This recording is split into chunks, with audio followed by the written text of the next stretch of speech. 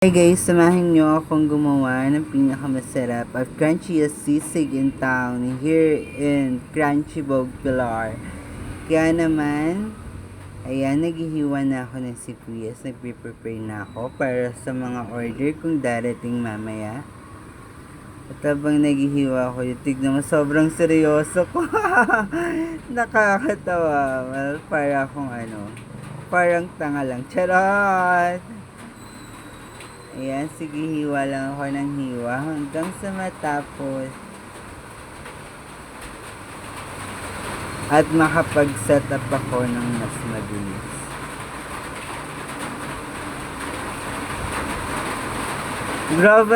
Grabe, sobrang seryoso ko talaga dyan. Nakakatuwa na, oh my God.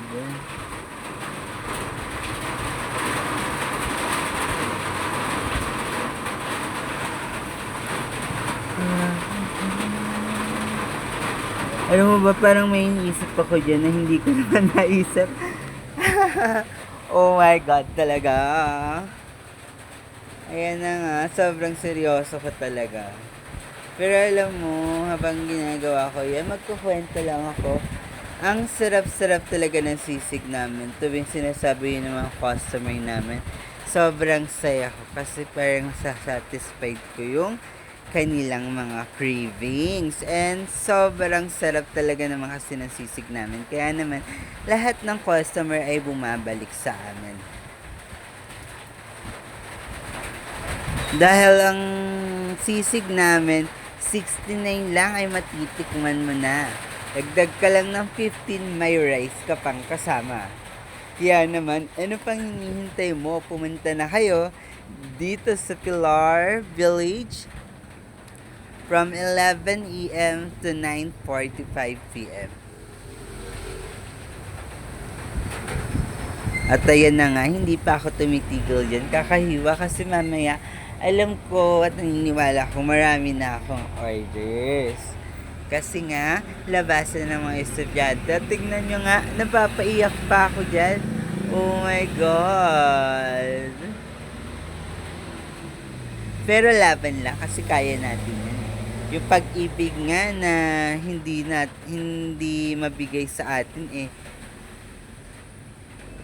kinakaya natin. Ito pa kaya, sibuyas lang yan, no? Oy! Ayun na nga. Focus lang dapat sa goal. Parang focus lang dapat sa buhay. Habang naghihintay, dapat laging focus lang. Gumawa lang tayo ng tama palagi. At ayan na nga. Yan na nga yung last na sibuyas na gagawin ko. Nahihiwain ko. Kasi tignan nyo, my God, ang dami niya na. I think mga 20 servings na yung mabibigyan natin.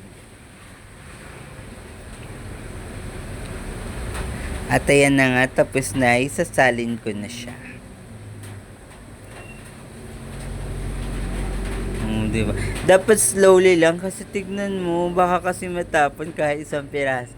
Sayang. Ang hirap kayang maghiwa-hiwa-hiwa. Magkakasugat pa kaya ako dyan. Ayan, ganyan lang. Yan, relax lang.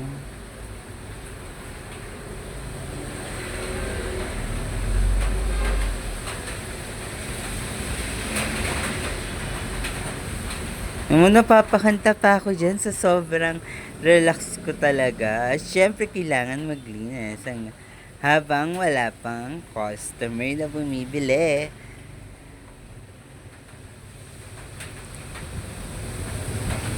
Oy, shit, paganda siya, oh. Yan na naman tayo, laro na naman tayo na ganda-gandahan. Tignan mo, ayan, yung cart namin. Huwag kamukha ko po yung baboy doon. At ito na nga, may bumili ng customer at nagluluto na ako. Oh my God, wala akong puwet. Kaloka, ha?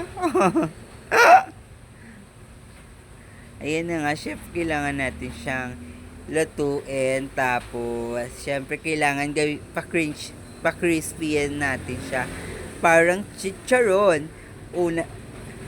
Unang kagat, high blood agad.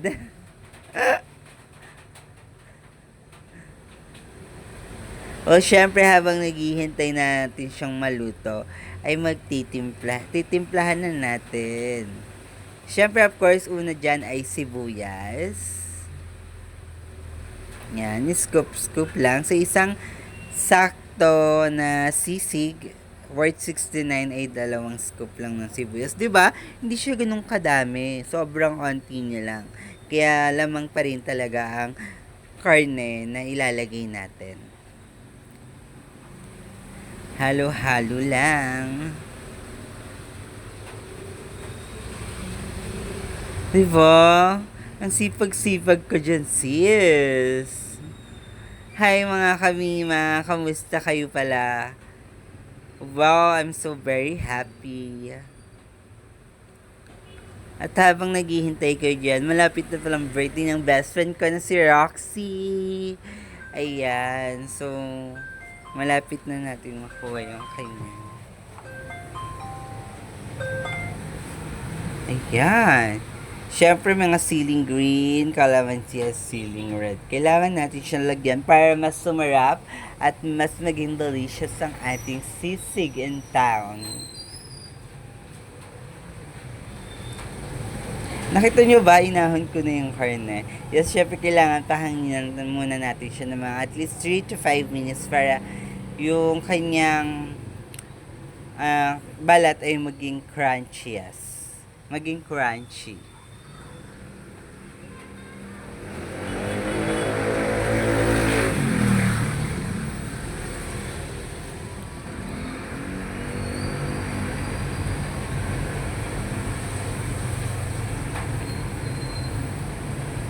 Makita nyo, kutsilyo pa lang. Pag pinakpok to sa atin, patay talaga tayo dahil ang laki-laki niya. Yan, syempre kailangan maliliit lang, hindi yung pang minudo yung sisig. Kasi my God, kung pampaminudo yung sisig, kakaloka, diba? Yan. O, diba? Pure karne, masarap, malutong, at nakakaganang kumain.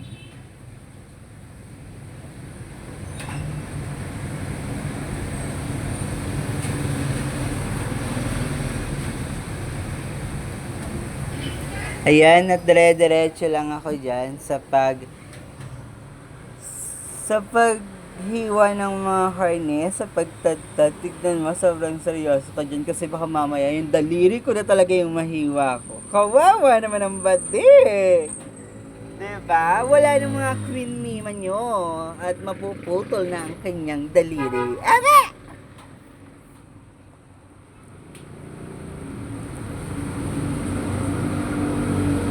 So, yan. Tignan nyo lang. Panoorin pagmasdan ang pinakamasarap na sisig in town.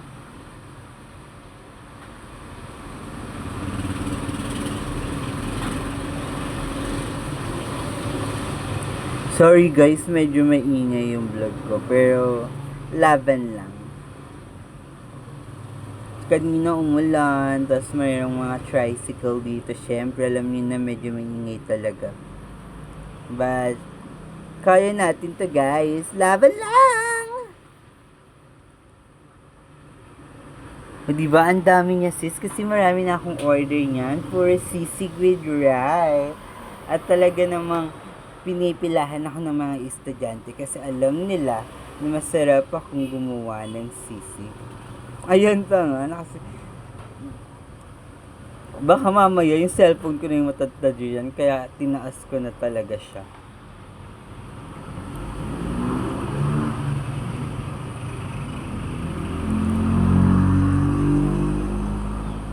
Ayan.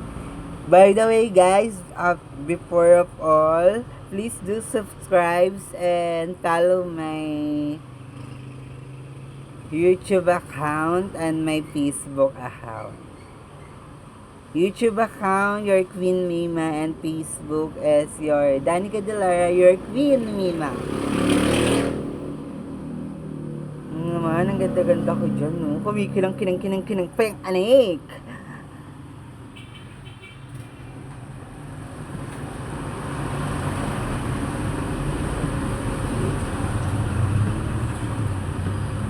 At ayan, tapos ko na nga siyang tadtarin. Tignan nyo kung paano ako magtimpla. Diba? Ang sarap, mayo pa lang, pasabog na. At nalagyan ko pa nga yung mayo dyan. Buti na lang hindi nabutas. O, diba? Yan. Diba, nahihirapan ako. At ano yun nga, kasi nahihirapan ako, kaya tinanggal ko muna. Pero ayan na, o, tignan nyo, nagsiseparate na ako. Dahil alam ko naman ng sisi kung gaano siya kadami, kaya tansya lang siya. Pero that's a good idea kasi nga talaga namang magaling at masarap yung tissue.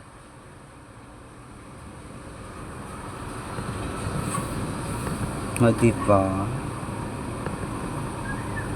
That's evenly equal.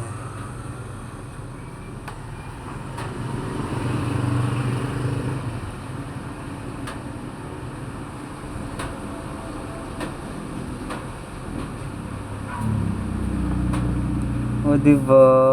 Fresh ko dyan, day. Kaloka kaye. Ayan, malapit na nga siya matapos.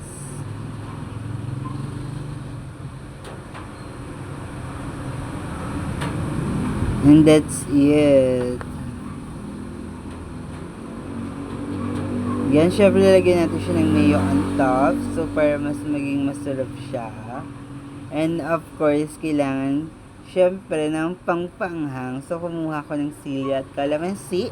Ano siyang magpapasarap sa sisig natin lalo. 1, 2, 3, 4. Then 1, 2, 3, and 4.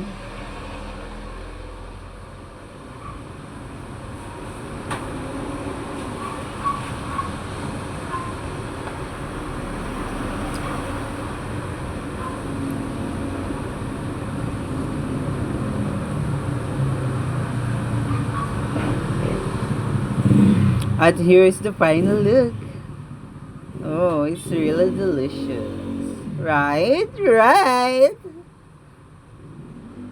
And yan, of course, so kailangan natin siya yung plastic na. Because, oh my God. Gatan pa ata ako dun, oh. Yan.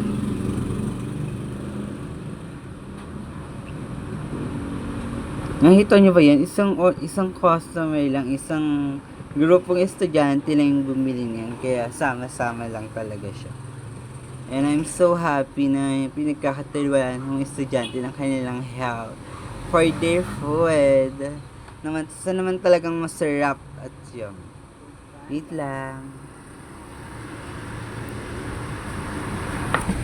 Yun lang guys. Thank you so much and have a nice day everyone.